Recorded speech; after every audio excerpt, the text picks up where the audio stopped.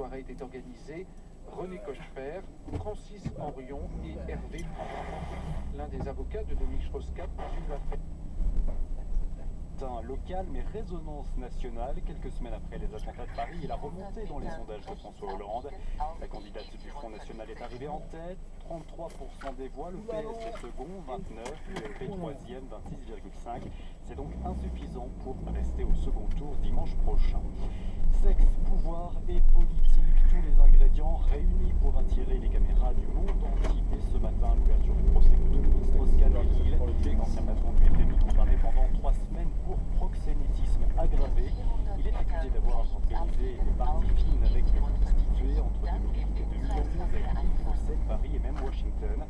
La défense de l'ancien homme fort du PS crie à l'erreur judiciaire, son avocat Henri Leclerc. La Chambre de l'instruction a refusé de sanctionner les nombreuses et graves violations des droits de la défense. La Chambre de l'instruction a ainsi cédé à son habitude consistant à confirmer le travail de ses collègues de l'instruction. La défense de Dominique Strauss-Kahn a la certitude qu'il sera finalement lavé de ces accusations absurdes de proxénétisme, accusations qui heurtent tout autant le bon sens que l'analyse juridique. Embarqué par nos confrères de Radio France, hockey sur glace ont joué hier en Ligue B, victoire d'Ajoie 5-3 contre Viège, victoire de Turgovie 6-3 sur Holton, même score pour Langnau, vainqueur sur Langenthal. Pas de rencontre en revanche entre Grasshopper et Martigny pour cause de grippe des joueurs de Red Ice. Ils étaient 10 à être grippés, le match a donc été reporté. Puis c'est l'événement sportif de l'année aux États-Unis, le Super Bowl s'est joué cette nuit. On parle foot américain. Pour les initiés, les New England Patriots l'ont emporté. Ils ont battu les tenants du titre et les Seattle Seahawks 28-24. Pour ceux qui s'intéressent plus au spectacle de la mi-temps, cette année le show était assuré par Katy Perry.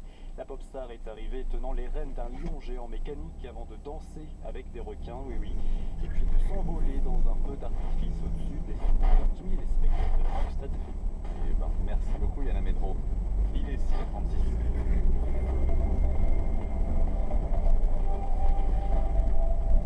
C'est Sport Matin et nous allons à Beaver Creek où vous vous trouvez. Patrick Delétro, bonjour.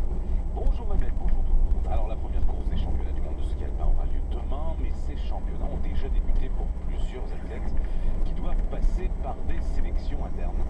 Oui, c'était le cas hier dans le camp suisse pour le Super G masculin. La dernière des 4 places disponibles a été disputée lors d'un entraînement et c'est Mauro Caviezel qui s'est qualifié. Je vais vous citer le communiqué officiel. En battant par peu de marge Beat Feuz et Sandro Villetta. Oui, tout se joue en quelques secondes et ce sera le cas aussi pour la descente homme.